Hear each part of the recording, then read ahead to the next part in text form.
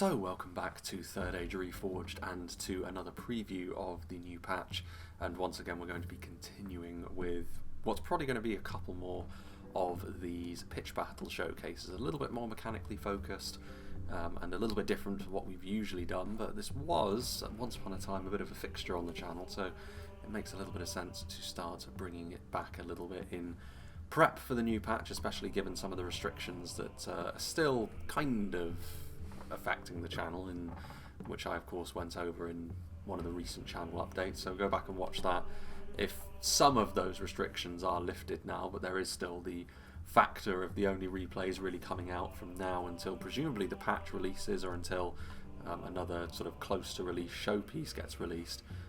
Those restrictions are still going to be in place, but this is the other kind of, well, pitch battle map that is kind of ubiquitous, at least it was once upon a time on the channel. Other than the grassy plain, which we've already seen, of course, this is of course the dry lake bed, a little bit more preferable for me because there is a little bit more in terms of terrain and large features on the map which can affect the battle, but it is for the most part still a very wide open field. You can see as well, based on this, based on the armies that we can see before us, one thing which is certainly going to be a fixture here is artillery, certainly from this side, and like I said, with these kind of battles there isn't really a need for any sort of theme, certainly not a lore-friendly one, but there kind of is one here as well. There are three Gondorian armies here on the blue side of the field, and for the Reds it's going to be Numenor and friends, essentially, with Cardolan, one of their offspring I guess, and the Dwarves of the Blue Mountains would have been around in their current guise of civilization alongside the Numenorians when they were also walking Middle-earth. But we will go through the blue team first and foremost, seeing as they are the ones we're going to be seeing the battle from the perspective of.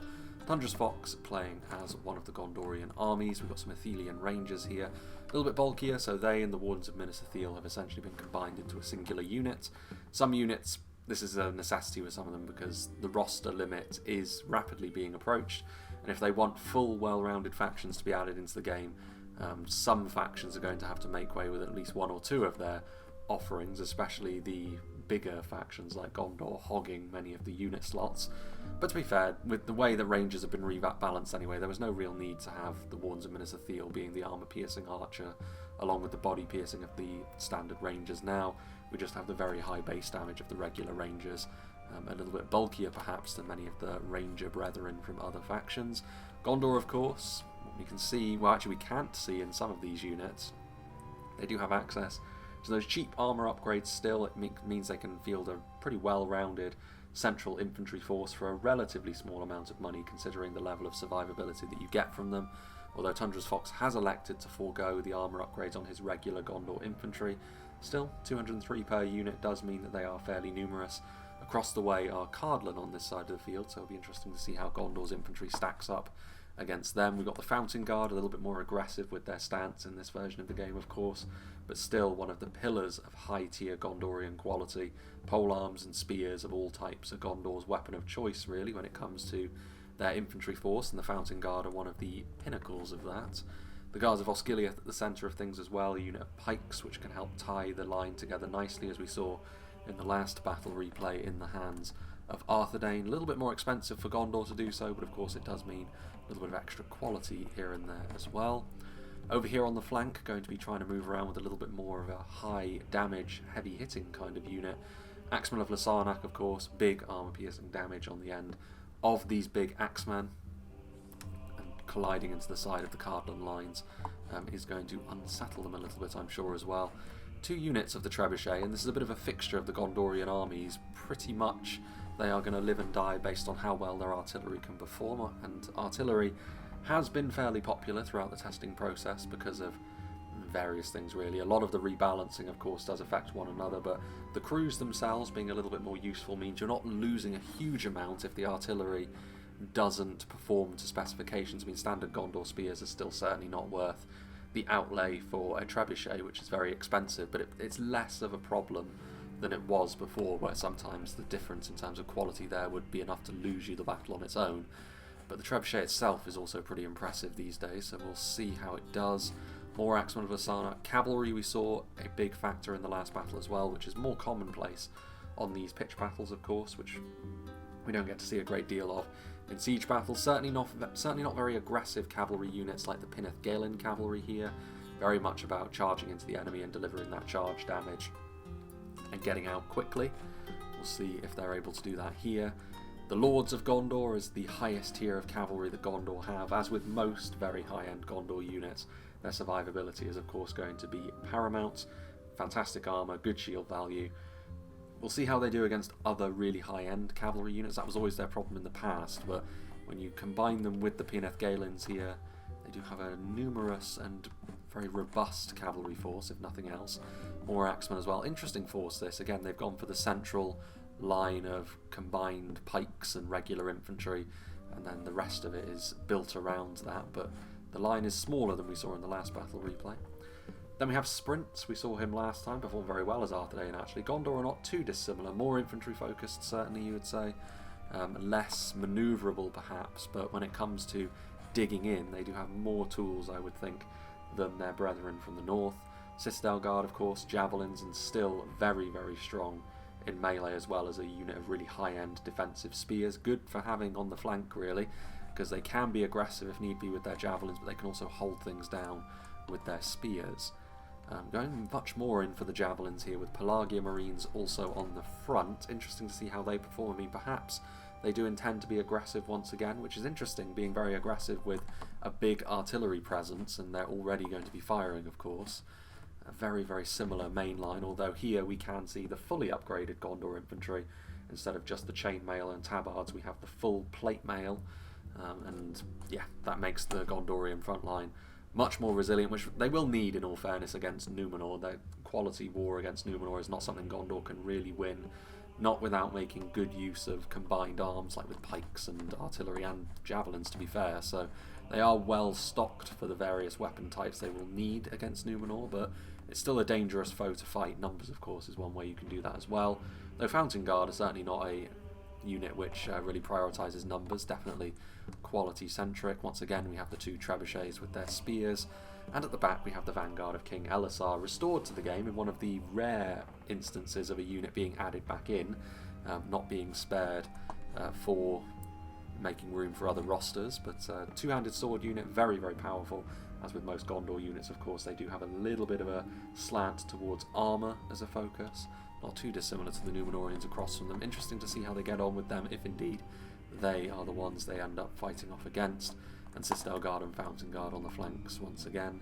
The final Gondorian army under Buzzard's command, again two trebuchets, although the infantry is not out in front of the trebuchets over here, perhaps because of the terrain, a little bit more cover afforded for Buzzard here.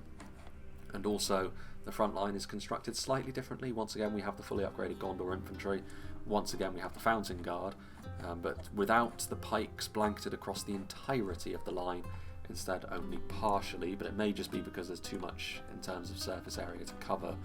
Most of it is still accounted for, so Gondor certainly going for a unified front there. Pelagia Marines again, so the javelins, pretty good pick in fairness against the dwarves, but we'll see if they have the punch. Pelagia Marines always tended to be fairly basic in terms of what they offered. Citadel Guard though also offering the same. The first instance of Gondor Spearmen we've seen as well, fully upgraded once again, a little bit more defensively minded. Of course they have the anti-cavalry bonus, we'll see if that plays a part.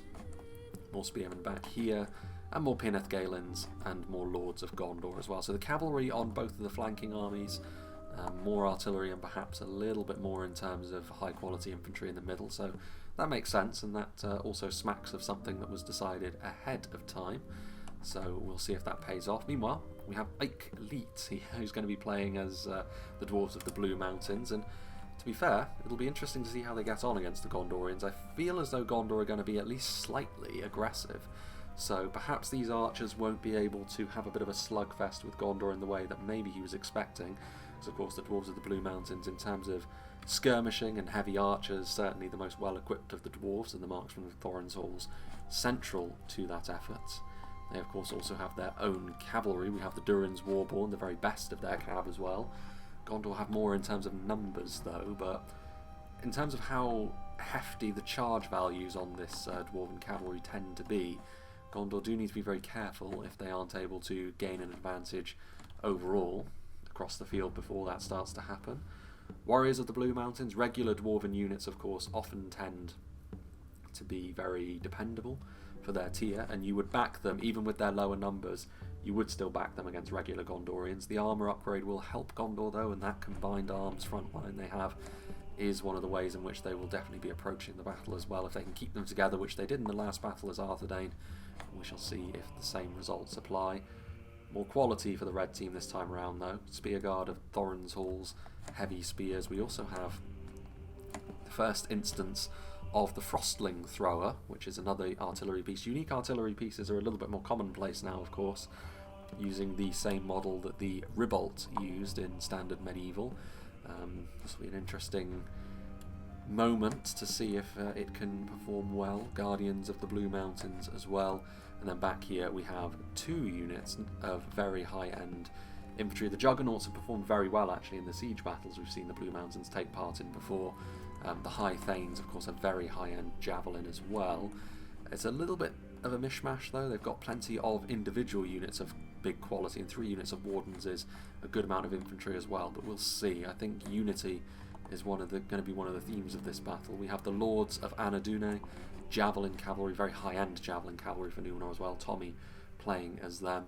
In terms of cav-to-cav combat, I think they would be the best all-rounders, because if you keep micro with those javelins, it can be very difficult to counteract.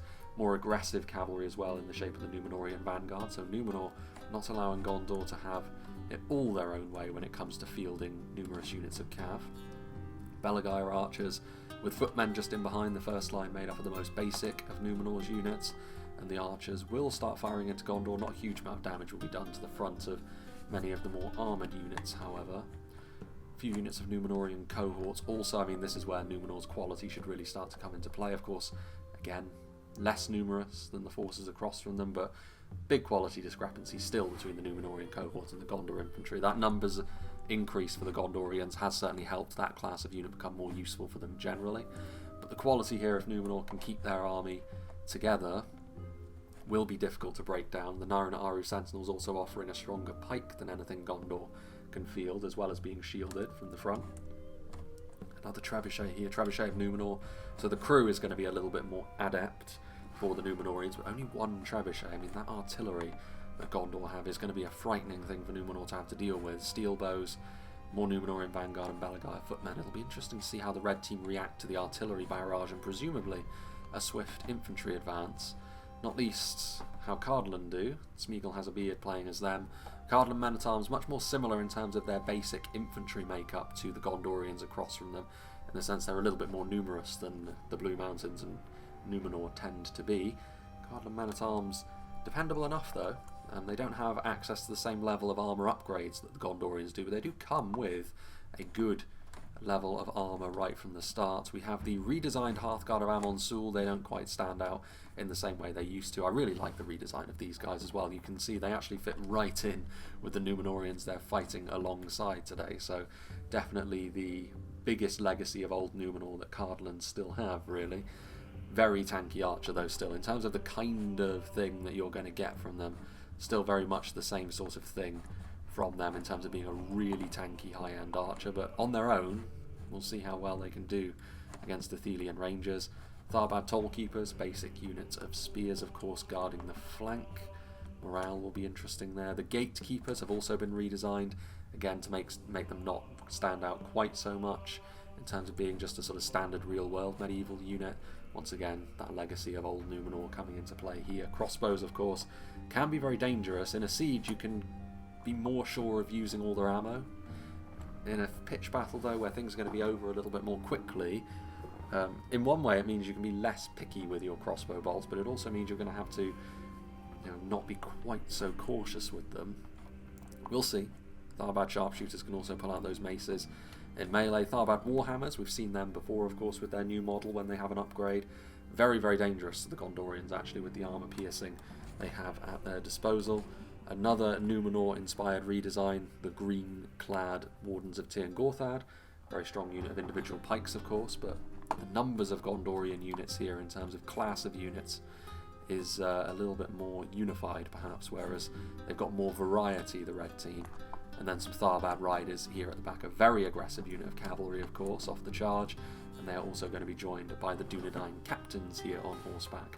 Very tanky in terms of their armour, very dangerous to enemy cavalry units as well. So in terms of individual melee cav, Gondor might be in a little bit of trouble. We'll see how big the battlefield is made by how far units spread out. We'll see how far the Dwarves and Numenor can spread out, because without further ado, let's get this show on the road.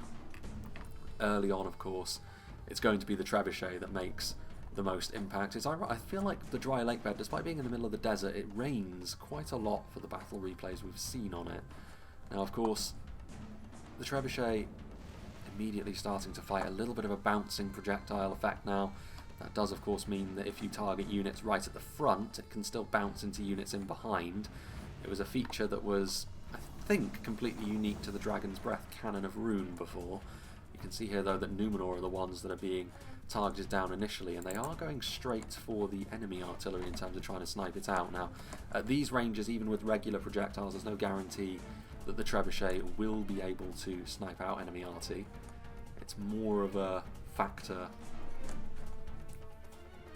that a ballista would be a little bit more well used for. The Frostling thrower still not being used so far. Interesting to see the Dwarves actually the ones to move forward first. Also regular shot now being used to a certain extent. And in fact, some of those projectiles bisecting individual ranks among this very high-end cavalry unit. I mean, Numenor are taking the full brunt of the artillery so far.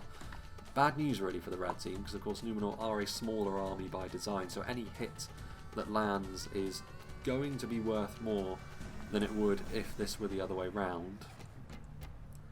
They do need to be careful of one force maybe advancing a little bit too quickly here. Cardolan moving forward as well in these columns. I mean, this is all well and good just to move forward and start putting some pressure on Gondor. Cardolan so far, some damage been done to them, so some, especially now, I mean, that's a problem. Marching in column formation is no good when you've got bouncing projectiles to try and contend with. It's all well and good trying to move forward and reorganise once you're there, but if you take damage to that extent too much, it's going to be a painful old experience for you. So I'm glad that I showed this battle, because it's actually a very good representation of how devastating the artillery can be. That, of course, is pretty much the ideal situation, especially in a pitch battle. It's very rare that you'll probably get hits like that courtesy of your opponent's movement, but we shall see. Gondor now also starting to have a little bit of damage done to them, and interestingly enough, because of the ranges, because of the accuracy at longer ranges from the trebuchet in comparison to something like a ballista,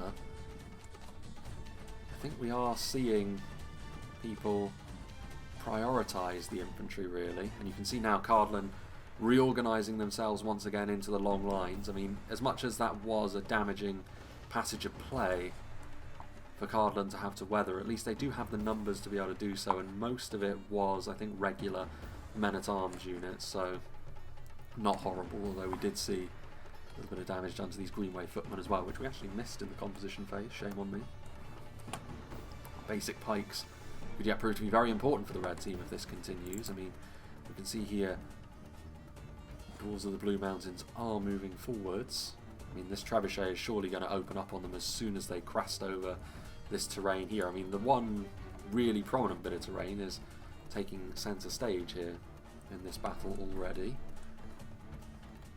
Spearguard of Thorin's Halls making their way around again. Individual quality of the dwarves should be fairly high, so you back them in a more narrow engagement like this, but it's whether or not their allies out here in the open field can also do the business. In fact, yes indeed, I knew I heard them, and yeah, based on the projectiles here, I mean, of course we have seen the Hwatcher in the past, but the Hwatcher has got more of an explosive edge to it. This definitely reminds me more of the Ribolt from Medieval 2, although my memories of the Ribolts as they are, it wasn't that good as I remember, but this, based on the accuracy, based on the hits that it's scoring, I mean, it still has kind of the same effect as the Hwatcher as well. When you have a large surface area of several units to fight, you know that the projectiles are going to do the business against something or other. And like I said, in a pitch battle like this, where you don't necessarily have to, or indeed have the luxury of being picky, artillery still. It's been a tough old battle for Numenor, and it continues as the trebuchet finally takes a hit. I mean, the crew itself has taken a bit of a beating thus far. It is interesting, isn't it, that the red team have not been drawn into attacking. They haven't been forced into committing all of their units into a frontal assault. We have seen several times in the past when faced with this level of artillery, the opposing team to it decide to be very, very aggressive in response, because of course it's very expensive to field this level of artillery. Very rarely do they try to absorb the damage in the way that the red team are doing here. It might pay off in the end, of course. We shall make that judgment based upon the victor later on. This is actually the first infantry on infantry conflict in the battle. This one unit of upgraded Gondor spearmen being tasked with holding back this dwarven assault, and warriors of the Blue Mountains and spearguard of Thorin's Halls together. A very tanky unit of spears indeed, being backed up by a well-rounded unit of dwarven infantry. And I was going to say, the Gondorians would slowly start to be pushed back without support, but the Fountain Guard is pretty serious support, and that in turn will elicit a response from the Guardians of the Blue Mountains.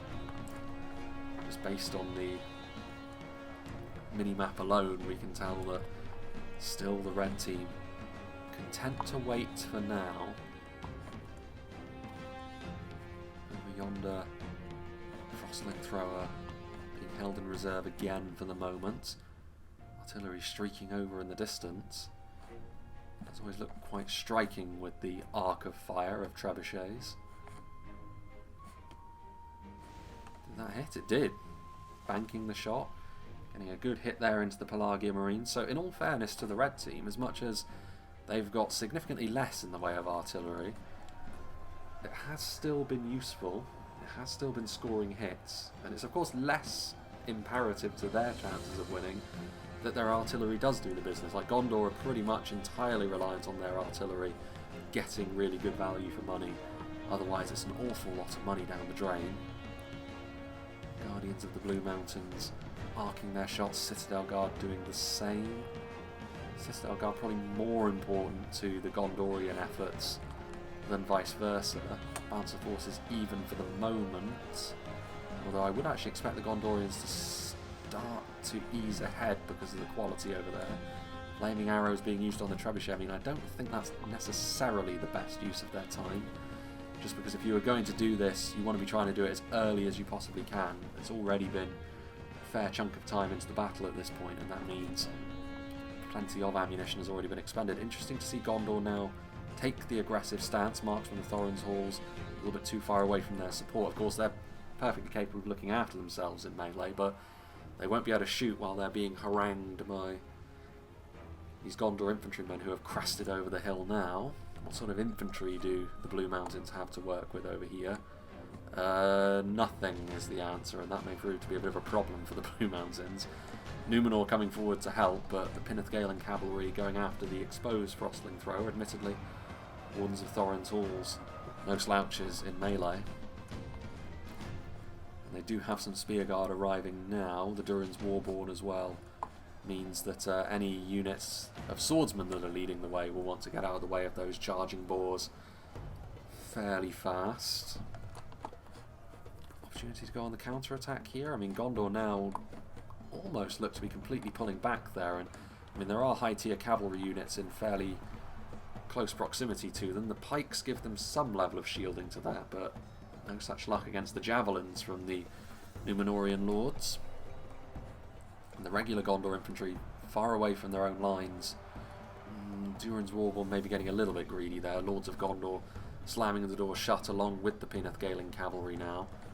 Juggernauts moving forward. It's a little bit of a messy advance from the Blue Mountains, but armies with a good amount of quality at their core do have a tendency to be able to make this sort of thing work if the quality units don't get focused down by cavalry charges or javelins or artillery or something similar. And they are winning over here with more pressure being applied, so they haven't just sat on their laurels, they have doubled down, if you will, in some areas. Still we're seeing the artillery attrition across the rest of the field. I mean, Numenor is spread far and wide. Bad riders wheeling across the battlefield now. I mean, trying to soften them up for a large-scale infantry advance may work, but with how long and thin they are here, they are counteracting the efficiency that this artillery can come after them with. And I mean, Gondor, as much as they do have the ability to come forward and advance, it's not going to be lightning fast, and it's not going to be overwhelming in terms of numbers, which is what would counteract this kind of defence. So if you had an orcish faction, you could roll over the thin lines with the mass. Gondor could try and do that, but like I said, I think it would be too slow moving to actually pan out that way. Gondor infantry coming forward once again, Lords of Anadune and Numenorian vanguard from Numenor. So Gondor infantry doing their best. I think the average quality of the dwarves is actually starting to pay dividends over here. Buzzard's rank and file is struggling. And of course, much of the trebuchet ammunition we've seen Gondor use from Buzzard's army has been dispatched to go after Numenor. Durin's Warborn causing a bit of chaos. I'm actually surprised they didn't take as many losses as I thought they would at the hands of the cavalry as it came forward, but I guess that dwarven defence is still something to consider. Decent little charge that from the Pinnithgalen cavalry, though. I'd be surprised if they weren't hunted down given their current position here, the Boar Riders. Still the Lords of Gondor, who themselves have taken some casualties. Numenor in close proximity as well. Citadel Guard, of course, spears in melee, as well as javelins at range. That is a potent mix in the face of a force like this. Artillery, I mean, rotting meat being deployed, but that will be useful here. The few remaining Gondorians that are on the front line will almost certainly run with an increasing morale debuff placed upon them. Gondor do have another line set up. And as they crest over the hill, artillery still in place and getting a very nice hit there indeed. Like I said, the Blue Mountains didn't really have a huge amount of damage done to them in the first place, so making up for lost time here, the Gondorians. High Thanes of Azagal, I mean, they will certainly win the javelin back and forth against the Pelagia Marines, but whether that's the best use of their time remains to be seen. Two-handed axe in melee as well, though. Again, another unit which is basically Gondor's worst nightmare, but it is only a singular unit, and that may prove to be the key here. More trebuchets, Gondorians now moving forward. Unsurprising the Dwarven general died, given how gung-ho the cavalry was being. Although fairly far into his own territory, in all fairness. Tharbad Riders, not really the best unit to be moving in to support him. Not a melee cavalry unit by any stretch of the imagination. Still, the artillery comes streaking across the sky. Decent amount of damage being done to Numenor. I mean, this may all add up, of course. In the long run, we'll only really know if this will suffice based on Numenor's performance against the Gondorian line. Numenor are now starting to edge forward. I mean, they do have archers, of course, and archer superiority really here in the middle against sprints, who in the last game, as Arthedain also didn't really bring a huge amount in terms of archers either. Athelian Rangers will have to fill that void, as Cardolan starting to do a bit of a wholesale reorganisation. Looks like they're starting to move forward here, the red team. There goes Buzzard's general by the looks of things. We'll keep an eye on this. Gondorian trebuchet maybe getting a little bit greedy. I mean, surely Smeagol has a beard would want to. I'm a little surprised he's missed that, to be honest. I mean, maybe a loss of micro based upon prioritising the Tharbad Riders or Dunedain Captains, perhaps. Although there is another unit here moving forward now. Greenway Footmen, Gondor Trebuchet crew. I mean, it's a little bit stretched for me, this Cardolan attack. They're going to be able to arrive at the line. They will force the Athelian Rangers into a retreat, but the Rangers will be able to retreat to high ground.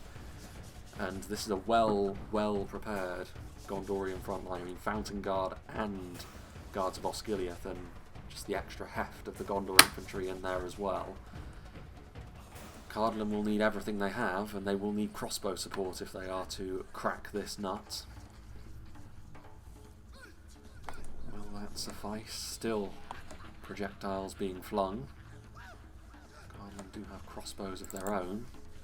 Meanwhile, still the Dwarven assault continues. But Pinethgalen cavalry from Tundra's Fox, you'd have to say, it's looking increasingly like a Gondorian victory over here. There's still elements of Dwarven resistance smattered around the place, but I think Sprints with his cavalry moving across. Tundra's Fox has also got his cavalry moving across. That sort of pressure is the sort of thing which a fairly isolated Dwarven force can't deal with on their own. And early on, of course, the support was forthcoming from Tommy's army, but Numenor cavalry is so expensive that it's going to be more limited in terms of numbers. Narinaru Sentinels moving forward, you don't want to get your cavalry involved with them. They will fall apart very, very quickly. I mean, I do think the red team needs some sort of substantial victory somewhere on the field. The pike's a little bit further behind the line there. Some presence is going to be needed pretty quickly before these Cardolan men-at-arms start to fall apart. As the blows continue to rain down, Gondor are looking in a pretty good place, and perhaps not having sufficient reserves is a symptom of all of those artillery hits that were tanked earlier on. Hordes of Tingorthad a little bit isolated actually against the Axemen, but the Axemen may struggle to make that stick against a unit of that level of quality. Crossbows are in place now, Hearthguard in the backfield. Pinethgalen cavalry moving forward. I mean, gaps are being found. This was a feature of the last battle as well, though it was maybe a little bit less clear-cut before that had happened. Cavalry, when the battle starts to break up a little bit like this and they can find these important units. It was so important for Cardolan their crossbows could land clear hits, but as soon as they're being called upon here, they are being harassed by this cavalry and they're going to get mown down as well. As much as the maces with their armour piercing is nice, it's not going to be enough. And Numenor ultimately will be the last melee force into wholesale melee engagements. They are getting involved now. I did mention the quality discrepancy between Gondor and Numenor, and it does exist, but it's not exactly extreme. Especially when you're talking about Citadel Guard, they can certainly hold their own, though more Numenorian cohorts are arriving. Been a feature of both of these battles so far to see pikes with regular infantry support, and it's a classic tried and true method of making your front line, if nothing else, difficult to beat, but ideally meaning you can dictate the pace of a frontline engagement. And of course, late on, like this, if you've already got an advantage gained through other means, if you have a really solid base, it can be very, very hard for the opposition to get back into contention. And I think, based on the way this battle is going, Gondor should be fine. Although Dunedain Captain's still here, Pinethgalen cavalry won't be able to have things all their own way with these boys on station.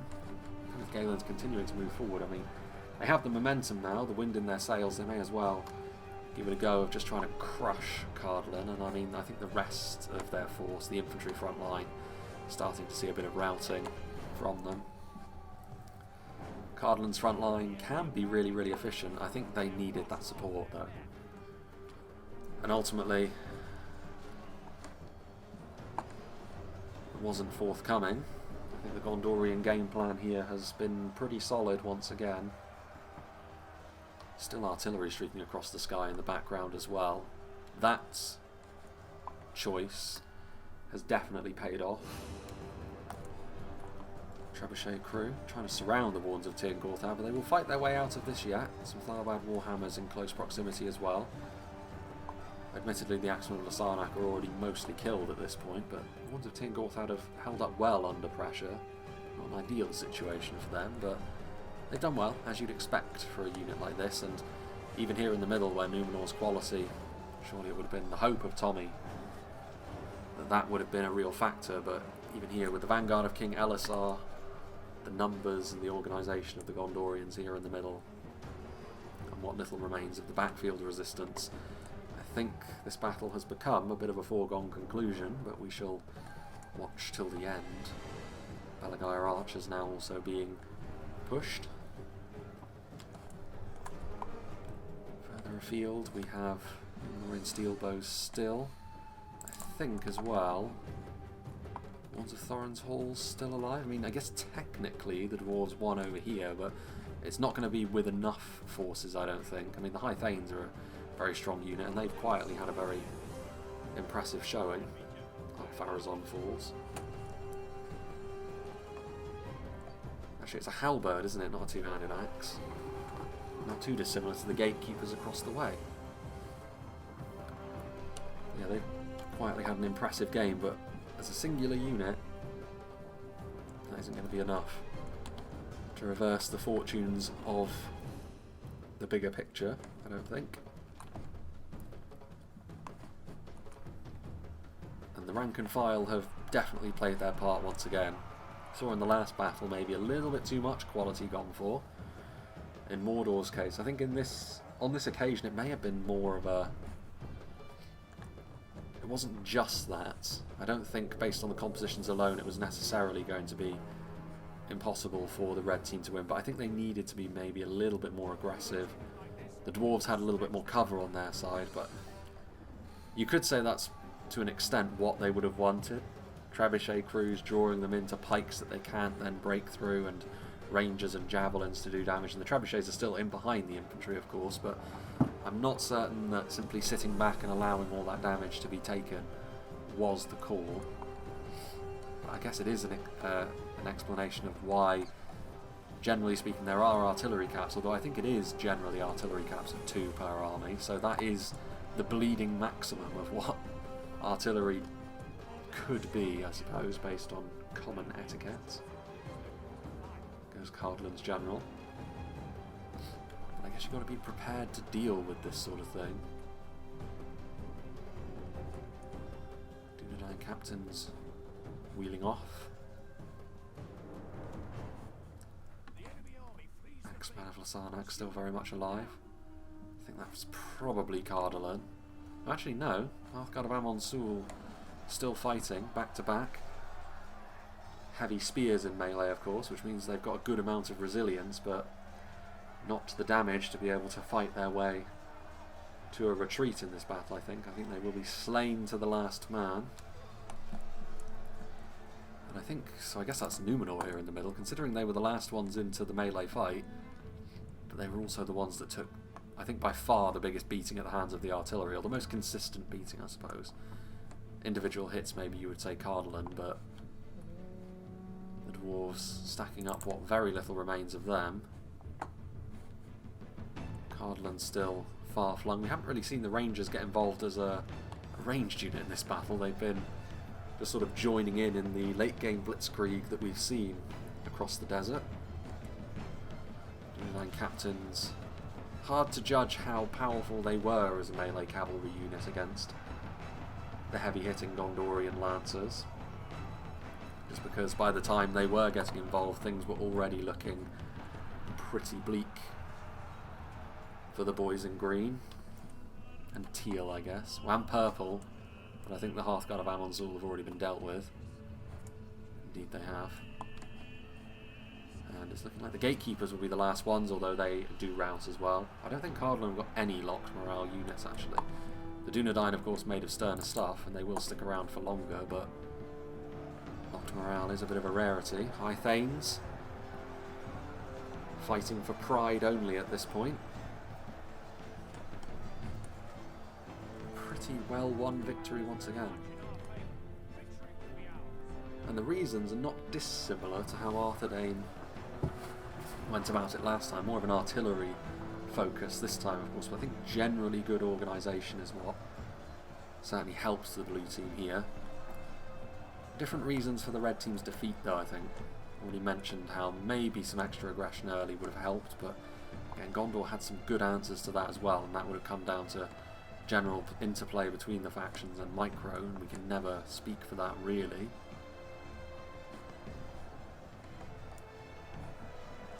Of course, the alternative maybe is that maybe the dwarves don't move forward. The dwarves, of course, did try and go on the offensive, but ultimately a little bit of support from the other Gondorian players' cavalry made that the long run, perhaps a bit of a mistake.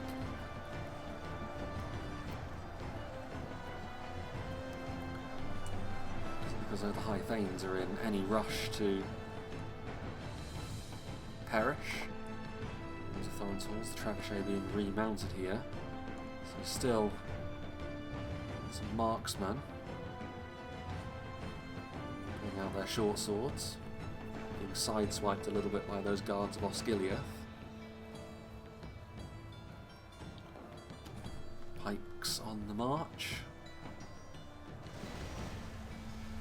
And artillery. I guess it wouldn't be this battle in particular if there wasn't just one more artillery hit, causing the marksmen to rout. High Thanes, by the fact that they're still eager, the suspicion is that they are probably locked morale. Again, I haven't really gone into, or I don't want to go into the stats too much until everything is finalised for certain and we actually have the release version. Because of course everything is subject to change before general release. Defeat may seem certain, but routing is anything but. Still 23 remaining. Not a huge amount of time left on the clock now. It may be that we see an admission of defeat here.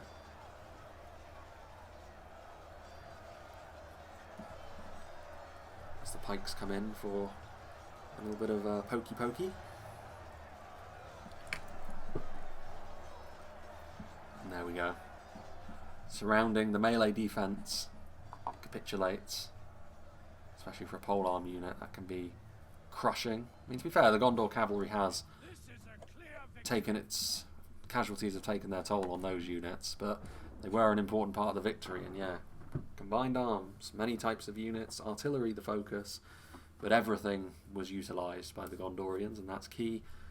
For the red team, like I said, I think there's a lot of little things they could have done, but there wasn't a sweeping thing, I don't think. I don't think there was any avoiding the fact that Numenor were going to take a lot of artillery hits unless they were willing to be hyper-aggressive, but that's a risk. Like, there's no guarantee that would have worked. So let's see what did the damage for the Gondorians. Trebuchet, of course. Bouncing Guard doing well against that initial advance of the Dwarves, so those would have been good kills as well. The Dwarves don't tend to traffic in poor quality units. After that, everything was relatively evenly spread. Sprints in the middle. Bouncing Guard once again. The Trebuchet is doing okay, maybe a little bit less impressive than the ones over here. And Tundra's Fox, Lords of Gondor did well. The Trebuchet, of course, once again. Guards of Osgiliath late on did well, but of course Tundra's Fox also had to deal with a larger force, given that Cardolan are more numbers heavy than Numenor and the Dwarves, which of course impacts the kill counts as a whole. So yeah, big thank you to all of the players that were a part of this battle replay once again, and yeah, and similar but different to the last one, of course. Pitch battles like this are always going to fall into some sort of meta or another, as the same is true with large-scale sieges, of course. As far as the next one goes, I'm not quite sure, because I am going to be sent away for a small trip away for work, pretty much immediately following recording this one, actually. So we'll see. By the time this replay comes out, however, I will have a better idea of what's going to be going on moving forward. I think there is actually a siege battle I can show, albeit it is on a map we've seen before in Thorin's Halls, but of course it's one of the new ones, and it's still a very nice looking map as well. And there may also be another mod that we're going to be taking a look at in the coming weeks as well, but I won't go into too much detail on that on the endgame splash screen of a Reforged replay. But yeah, watch this space for something a little bit different, and we'll see how that goes. It's still Lord of the Rings though, so there is still a connecting bridge there.